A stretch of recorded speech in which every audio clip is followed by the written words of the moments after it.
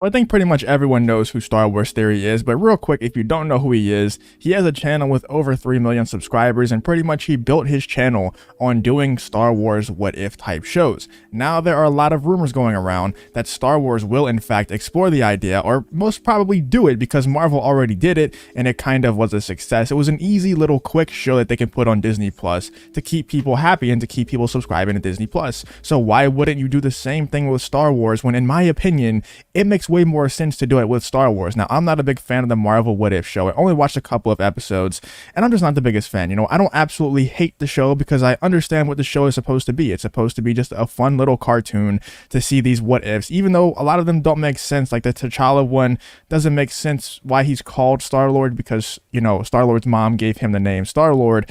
So it doesn't make that much sense, but I can just understand that it's just supposed to be a fun idea that's not supposed to be thought of that deeply. It's not supposed to be critiqued and stuff like that. It's just supposed to be a fun little cartoon, a what if show. But in my opinion, the what if type show does fit the Star Wars universe a lot better than it does fit the Marvel universe. And like I said, I wasn't a big fan of the Marvel show, and I'm kind of scared of what they could do with the Star Wars show. And if anyone follows me on Twitter, you would know that whenever this rumor first came out, I responded to the tweet and said something like, I would rather watch Brie Larson in a Ghostbusters reboot or star in a Ghostbusters reboot than watch a Star Wars what if show, because I'm scared of what they will do with a Star Wars what if show. But I was on a stream with X-Wing, and he explained to me that it could be stuff like, what if Qui-Gon Jinn never died? You know, what if Qui-Gon Jinn was the one that trained Anakin? And stuff like that would be really cool.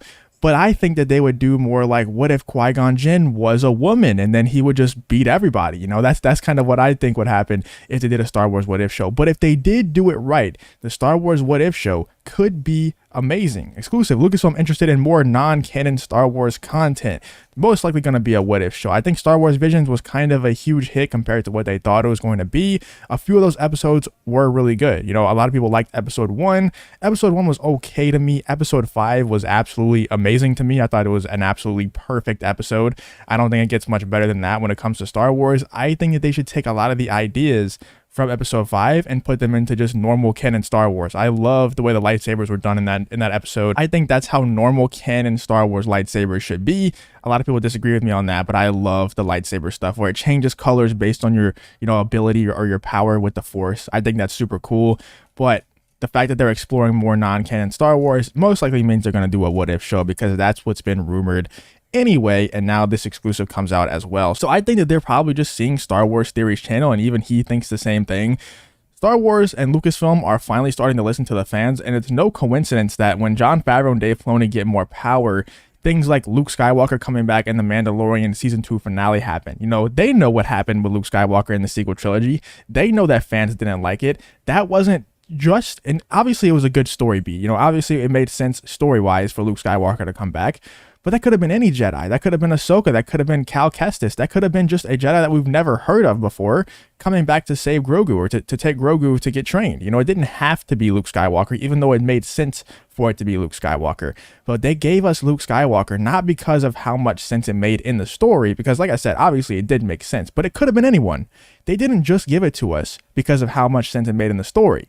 They gave it to us because they knew how hurt we were with how Luke Skywalker was portrayed in the sequel trilogy. That is because they listened to the fans and they understand our emotions when it comes to Star Wars, when the people who were in power previously just didn't. They just didn't understand it, and they just didn't care. Honestly, they just didn't care. They didn't listen, and they didn't want to understand. But Jon Favreau and Dave Filoni, truly, they don't have to want to understand, because they are us. They are fans just like us.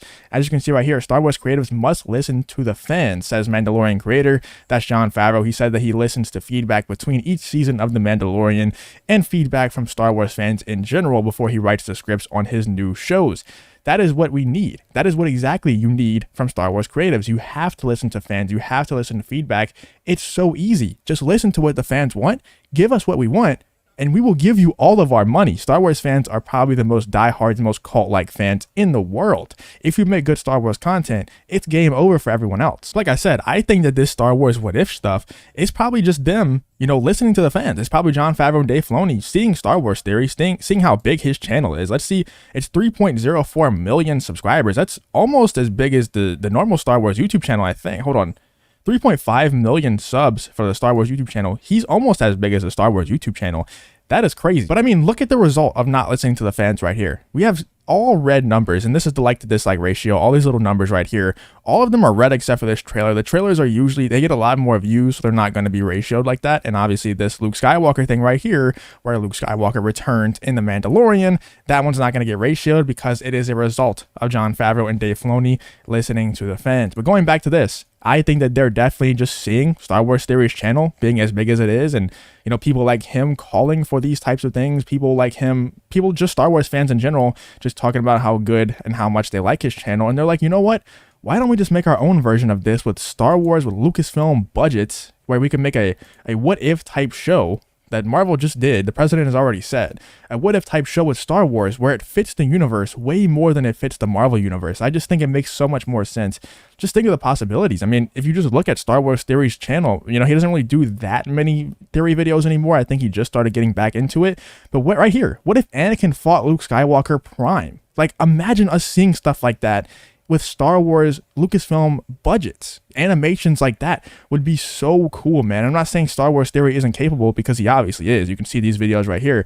He's obviously capable of making these really cool animations, but it's just hard to compete with Lucasfilm, who can just throw $1 billion at, you know, 8 episodes and just say, go make the best animation possible. It's hard to compete. I just think it would be very cool, especially if Jon Favreau and Dave Filoni were involved in some sort of way, which I'm sure they would be. I'm sure that, you know, Dave Filoni is the head creative director at Lucasfilm now. So there's not going to be many projects where he's not heavily involved. And I think that this could be very exciting. This could be some of the best Star Wars ever, if they do it right, you know, because like I said, they could go the opposite way and just say, what if Qui-Gon Jinn was a woman? And they sprinkled that in with the Marvel What If show, which is another thing that kind of threw me off about the show. I just didn't like how they did those sorts of things, where like, what if Captain America, or what if Chris Evans Captain America was Peggy Carter instead, or Steve Rogers was Peggy Carter instead. You know what I'm trying to say. I don't like that kind of stuff, but it is what it is. You know, maybe we'll get that with the Star Wars What If show a little bit. The gender swaps, we might get that sprinkled in here and there, but I think overall the show would be really good. I think that most of it would be really good Star Wars, and the whole, you know, overall idea is obviously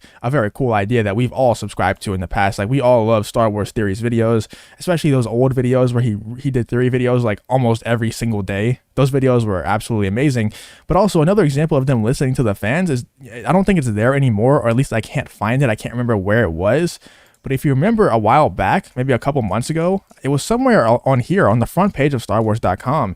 Luke Skywalker was featured, and they were talking about on StarWars.com how much they need to care about the character, how much care needs to go into the character, how careful you have to be with the character of Luke Skywalker. And that's obviously something that they haven't considered in the past with the sequel trilogy. So the fact that they're listening to the fans is huge. And the fact that they're, you know, realizing that they have to be more careful with characters like Luke Skywalker, realizing that if you just listen to the fans and you look at Star Wars Theory's YouTube channel and you just do the same thing that he's doing, you can take some of his ideas, and I'm sure he wouldn't care that much. Maybe he'll care a little bit. I don't know. I don't want to speak for him, but I'm sure he wouldn't care that much if Lucasfilm took an idea of his, didn't directly steal the story that he told in his video, but just took the video topic and made, you know, a very big budget animation out of it. I don't think he would care that much. I think he would think that's pretty cool. And honestly, you know what, Lucasfilm, just go ahead and hire Star Wars Theory, and then you could just have all of his ideas, have all of his stories, and he definitely wouldn't mind, because he would be doing his dream job. He would be creating actual Star Wars